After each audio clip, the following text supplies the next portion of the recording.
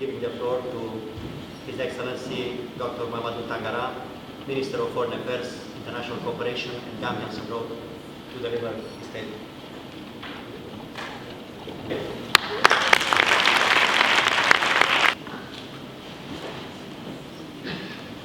My dear brother, His Excellency John Jenga, Ambassador and Permanent Representative of Romania to the United Nations and Chair of the United Nations Population Award Committee, the Honorable Minister of Women's Affairs, Children and Social Welfare of the Republic of the Gambia, my sister and friend, Mrs. Fatou Kinte, our dear sister and friend, Deputy Secretary General, Mrs. Amina Mohammed, the Executive Director of UNFPA, deputizing for her the Deputy Director General, Executive Director, distinguished fellow laureates, Mrs. Anne Fatou Musan and Mrs. Eli Washington Gar, distinguished committee members, members of the Gambian community here present, dear colleagues and friends. It's a great joy for me to stand here today. I remember the very first year I came here, I stood here delivering a statement on behalf of the African group when the great day for. And I also remember vividly the overwhelming support I received from my colleagues during the difficult days of political uncertainties in the Gambia. And today I'm here receiving an award which belongs to all of us. I bring you greetings of joy on this momentous day, a remarkable moment in the history of my personal and professional life. But before I proceed, allow me to thank the Almighty God most profoundly for all His favor and blessings.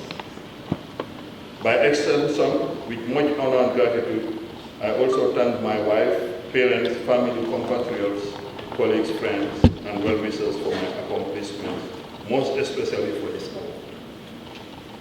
Let me confess that the glory of the day may be mine, but the merit belongs to all of us collectively. I'm particularly grateful to my mother. You know, in an African context,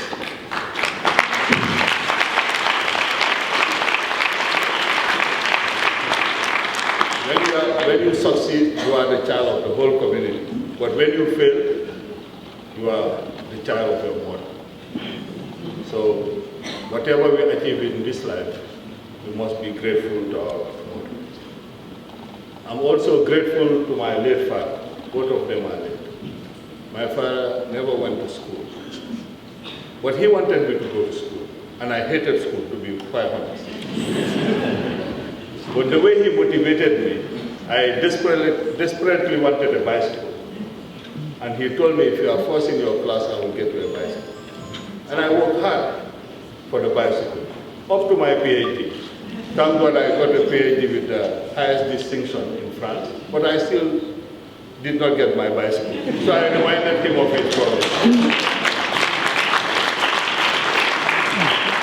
And he said to me, I definitely owe you a bicycle. But thanks to one of my friends just recently, I was offered a bicycle. A very good friend of mine who happened to be the prosecutor, the Attorney General of the state of Qatar, sent me a bicycle. But since I cannot ride a bicycle, I kept it for days. But finally, I decided to give it to my brother.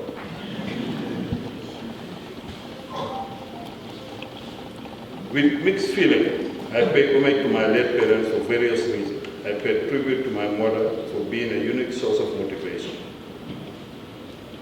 to my father for being someone who instilled values in me. And he has always been an apologetic man when he is convinced about what he is doing. And he told me, you know, in life you have two things, your liberty and your dignity. Your liberty can be seized, but don't allow anyone to seize your dignity, to trample over your dignity. And that reminds me of the words of Zapata when he said, más vale morir de pie que vivir de rodillas. I would not want to go to read all this statement because it's a long one, it will be on the paper smart. But this brief background symbolically portrays the fertile ground from which emerged the pursuits that subsequently evolved over time to color my character beliefs, values, philosophy, disposition, and worldview. Specific to this occasion, I want to highlight the relevance of the award that continues to recommit individuals, groups, associations, and civil society organizations around the world to refocus and redouble their efforts in the face of political uncertainties to prevent conflict through preventive methods of diplomacy, where there is a conflict or war, to resort to conflict resolution in context of development, to apply leadership skills to empower and orient the young ones globally. In the face of neglect and oppression, to protect and reassure the weak and elderly, and in circumstances of inequity, to create inclusive communities for women and other sets of marginalized groups for the realization of their fundamental rights and full potential. These efforts should project and be constitutive of the essence, the core values, and the cardinal principles of our individual and collective commitment to safeguarding the global population and avoiding a humanitarian crisis. A wise man once counseled me, saying, extinguish fire whenever and wherever it breaks out. For the fire you kindle or ignore may ultimately burn. In short, we must act and serve to save.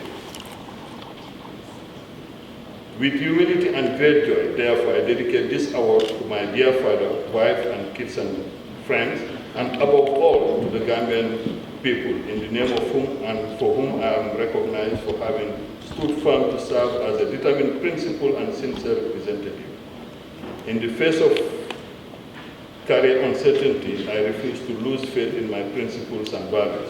I chose to stand with my people in support of the rule of law, freedom and democracy, peace, national pride, and national unity. And I want to seize this opportunity to thank His Excellency President Adama Barrow for giving me another chance to serve the Gambia and the people. How I wish the Gambian experience resonates positively worldwide for the welfare of humankind. Ladies and gentlemen, all of this may sound heroic and courageous, but I did not act alone, and it will be gross injustice not to mention a few out of a very long list of friends and colleagues who stood by me and supported me in various ways, especially during the dire and risky moments of the well-known political deadlock in the country. And I remember I was attending an award ceremony. One of my friends here, President George, was being awarded. And Baba Tunde, the late Baba Tunde of blessed memory, said that he was very proud to be an African. Because when the former president graciously conceded defeat and congratulated the president-elect, he said, Africa has taught the whole world a lesson. And everybody was clapping. And I was discreetly sitting there, and they said the permanent representative of the Gambia is in the hall. So I stood up, and people clapped for me as I was the one who made the whole continent proud. And that's why when the former president made a U-turn, I said, no, we cannot allow this to happen. No podemos aceptar que mi país se convirtió en noticia en una semana, pasado de un sueño a una pesadilla. Pasamos de ser el orgullo de África a convertirnos en la burla de todos. In 1 week, we were the pride of Africa, and the following week, the laughing stock of Africa. I say, I'm not going to support this. And then I decided, I told my staff that I'm not asking anyone to follow me. But personally, I've decided not to continue. But then a young man in the office told me, no, you don't have to do that, Ambassador. Let's stay on and use this platform and make sure that the verdict of the people stands. And he said to me, I'm ready to go down. But I told everyone in the office that you don't have to follow me. This is my own personal decision. And that young man is no other than my counsel.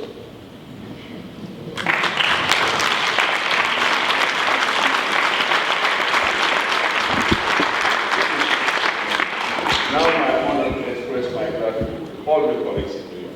And I'm so happy to be here, seeing all the friends around. Olaf was the president of the Security Council, I remember, and he called the president to congratulate him. And when I was asking people not to be carried away by the euphoria and make sure that the party of the people stood, Kamau, who was then the chair of the Peace Building Commission, went to the PBC and asked them to issue a statement, but they refused, saying that there is no conflict. But why wait for the conflict to issue a statement? But then I approached my good friend Mark Andre. We had a group of friends breakfast. And immediately I told him, he started tweeting about it.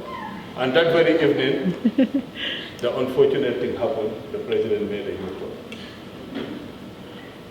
And I'm also grateful, and I should salute the group of Gambian ambassadors that joined me in December 2016 to support the will of our people in the Gambia during those trying days. The bonds that united us have once again brought me together with my brother and ambassador and permanent representative of the Gambia to the United Nations, His Excellency Mr. Langyabo, whom I admire for the manner and candor with which he continues to represent us.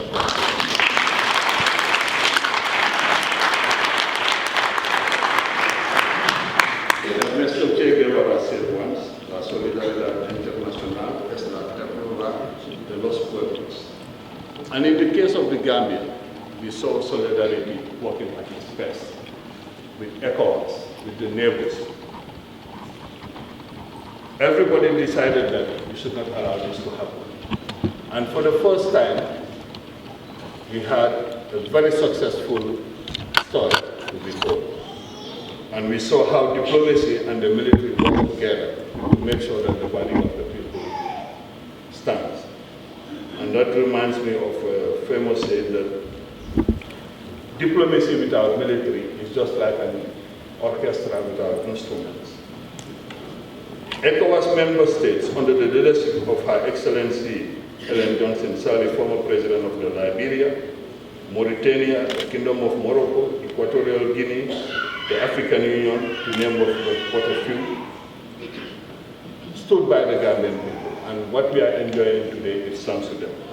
The former Secretary General, Ban Ki-moon, and his successor, Antonio Guterres, are to be thanked for leading and pursuing the underlying objectives for establishing the United Nations.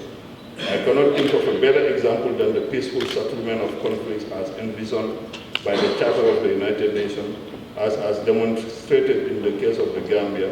And that also reminds us of Dag Hammarskjöld when he said, it has been said that the United Nations was not created in order to bring us to heaven, but in order to save us from hell. And I think the United Nations succeeded in saving us from hell. Because immediately after the conflict, the Department of Political Affairs, led by Jeffrey Feltman, a wonderful and great gentleman, at some point, he said late at night when he had the phone ringing, or the beep, the wife would say, that's your Gambian friend, call him. Because I could call him even at 2 a.m., but he would respond to my call. And our friend and brother here, Oscar Taranko, came with the Peace Building Support Office, and the chair of the Peace Building Commission, Ambassador Cho Tae-yul of the Republic of Korea. And thanks to them, the transition started in earnest. They supported the preparation and the elaboration of the National Development Plan, the transitional justice process, and today I am happy to announce to you that the Truth, Reconciliation and Reparation Commission is ongoing, and Ambassador Young Jinga here present was at the launch of the TRRC, and we are experiencing traumatic things, but with our capacity to reconcile, I think we can learn from countries like Rwanda and try to overcome all these difficulties. My brothers and sisters of the African group of ambassadors, particularly Ambassador Fode Sek, for the important role he played during Senegal membership of the Security Council to support the will of the people of the Gambia. Her Excellency Samantha Power, the former permanent representative of the United States of America, for her support before, during, and after the impasse. The former Under-Secretary General Jeffrey Feltman and the Special Representative of the Secretary General for West Africa and the Sahel, His Excellency Mohamed Ibn Chambers, for their role in ensuring that peace prevailed over conflict. And I would like to thank Ambassador Chote Yul and his successor, John Jinga, and the current chair of the Peace Building Commission, Fernando del Soto of Colombia.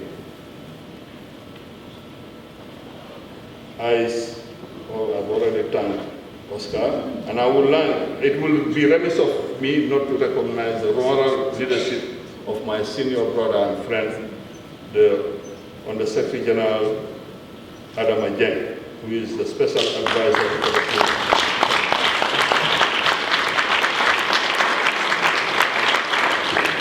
Even well before the conflict, when tribalism started showing its ugly head, he was one of those who raised their voice against it.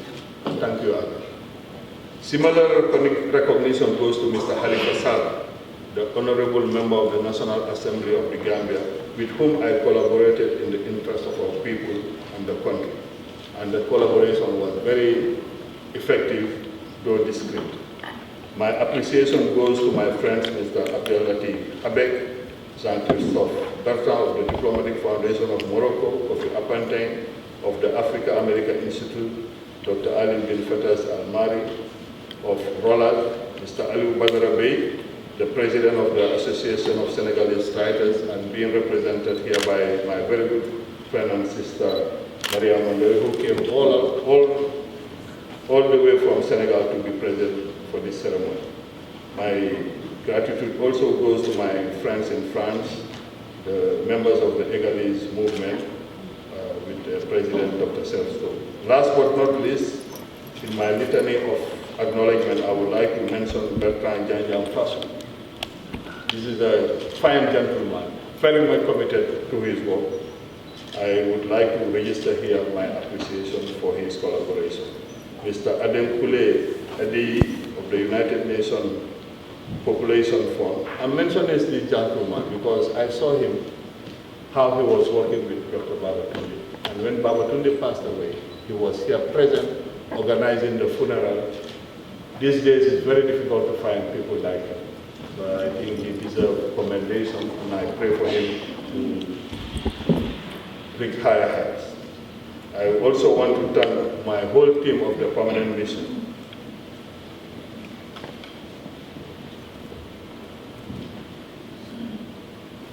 Before concluding, I wish to recall how profoundly moved and touched I am by the honor of this noble hour. There is no gift I could appreciate more. I'm immensely grateful also for the opportunity to be present here with you in person. I thank you for it on my behalf and on behalf of the entire Gambian nation. Indeed, without the privilege of representing the Gambia here from 2013 to 2018, there would not be such accomplishment or recognition of this sort. Mesdames, Mesdemoiselles et Messieurs, je ne saurais terminer cette litanie de remerciements sans rendre hommage à des maîtres de sentier qui ont illuminé mon parcours parsemé d'embûches, en semant des graines de lumière. Leur enseignement et leur conseil n'ont cessé de nous rappeler de ne pas faire l'amalgame entre sacerdoce et symétrie, entre les attributions et les privilèges liés aux nombreuses fonctions qui nous sont confiées. Je voudrais nommer le professeur Jean-Dominique Penel, le professeur Liliane Kessler et le professeur Sori Kamala, et tous les enseignants que j'ai rencontrés sur mon cheminement intellectuel. Notre souci premier est de servir et veiller à ce que toute semence de parole soit traduite par une moisson date. Finally, I leave you with these thoughts. We are who we serve, and we are nothing without those we represent. I I yearn not to be glorified for the position I occupy, but I pray to be remembered for the services I render in the position I occupy. I thank you with eternal.